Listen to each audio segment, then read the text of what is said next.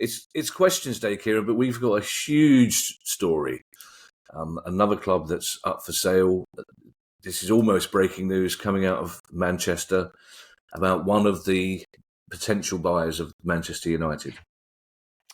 Yes, it looks as if, and I think we are 99.999% certain that this is the case, that Sheikh Jassim has withdrawn the offer to buy Manchester United.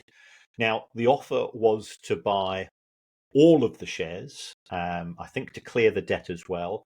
From what I understand is that there was a $1.7 billion sort of reconstruction fund, which would have gone into not only issues on the pitch, but perhaps more importantly, the state of Old Trafford, which is not fit for 21st century football. In the sense that I've got friends who are paying top dollar for their season tickets, and I say, well, we've got a leaking roof, and then they look behind them, and there's a bit of animal farming. This that they look behind them and they see the people in the hospitality suites where the money is being spent because these people will pay ridiculous prices, and they're very unhappy.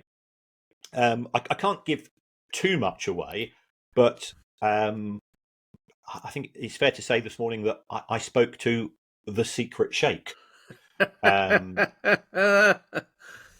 to need Kieran, I'm going to need a bigger piece of paper for all these secret people. We've got a secret sheikh now. That'd be great. Okay.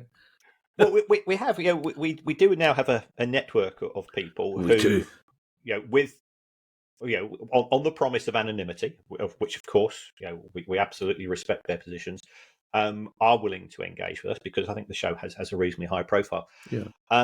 And the secret sheikh said, in effect, that they feel that they've made a series of very fair offers, and the offers have been increased on more than one occasion. Yeah. But they are extremely disappointed with the response of the Glazers stroke their senior advisors, so presumably the Rain Group, because every time they went in and put forward an offer, it would go away, and then it was, we think it's really good, but we want a bit more. And when this type of thing, if you're selling a car, if you're selling a house, whatever it's going to be, so the offer was in excess of $6 billion. That's what I can say with a degree of certainty. And our sources said we are just fed up to the gills. And also, and people, I think perhaps the Glazers, perhaps the Rain Group thought, Sheikh Jassim is from the Middle East. We can pull the wool over his eyes and just shout a crazy price because he's from the Middle East. We'll think that they'll pay a price which isn't justified. So Sheikh Jassim said, well, actually, I have been reasonably successful, and part of the reason why I'm reasonably successful is that I don't get my trousers taken down in negotiations, and I think they just feel very let down by the attitude of the selling party. So where does this leave us? Well, it would appear now to be an open goal for Sir Jim Ratcliffe. And again, the noises which are coming out, and this hasn't come from any of our sources. This has come from reading The Athletic and then the other journalists involved, is that it looks as if Sir Jim is going to buy 25% of Manchester United. Now, for me, as an outside observer, and it doesn't matter whether you support Manchester United or don't support Manchester United, whether you're the dog in the fight.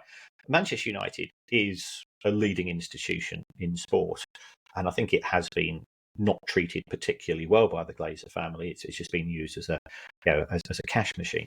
But Sir Jim's offer is the worst of both worlds in the sense that he gets a quarter of the club. Now, is that a quarter of all of the shares? Is that a quarter of the Class B shares, which carry 10 votes each? If so, how will the owners of the Class A shares feel about that? Presumably, this would mean that the Glazers still have control over more than 50% of the votes, which means that they are taken in consideration for key decisions. People say, well, it could be that as part of the deal, Sir Jim gets a seat on the board of directors. And if so, well, that could work out. I think without wanting to be too jaundiced about this. His ownership of other football clubs has not been a spectacular success.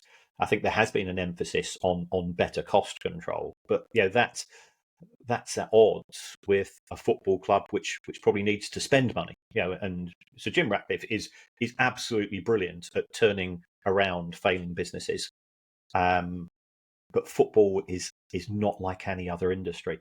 So I think the view was it's 25% now, with a view to being able to have a controlling stake by 2026. Well, that's another 3 years down the line.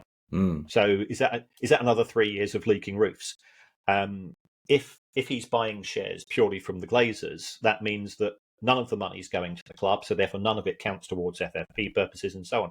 It all seems very rickety, and I think for those Manchester United fans who are becoming increasingly impatient, you can understand their disappointment with what's happened.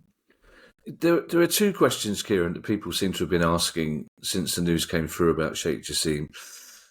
First of all, as we've discussed in the last couple of weeks, Jim Ratcliffe was putting in a bid, it seemed, for 20-25% of the club. But a lot of people are wondering now that he's the last man standing, does that give him more flexibility in saying to the Glazers, look, if you want a serious price for this club, I will buy it all, but I'm not paying as much as you originally wanted me to because no one else is out there to buy it. Mm. And secondly, does it indicate, as Sheikh Jassim seems to have hinted, or some of his people seem to have hinted, that the Glazers simply aren't serious about selling the club, full stop?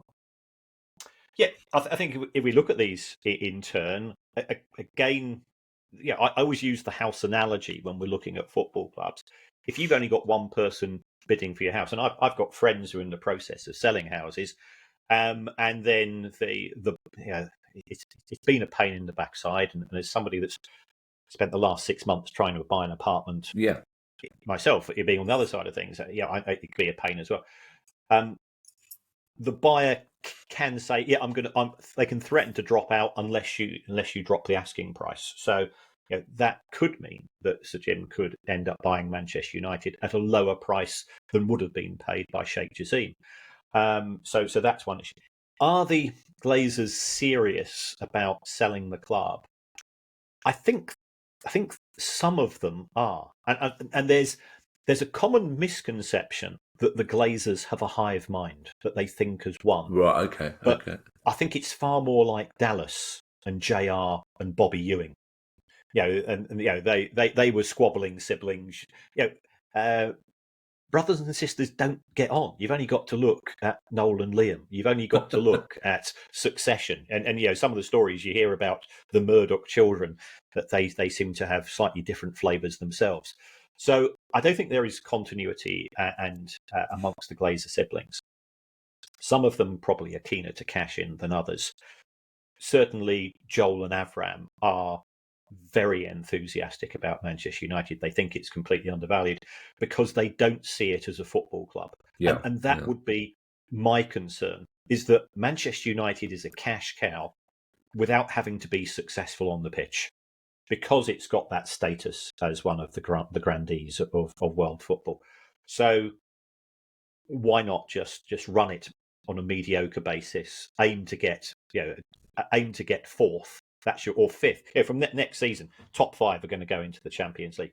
Aim to be in the top five and settle for that. And the coach, sacking the coach is an irrelevance. The Glazers certainly aren't interested in the game.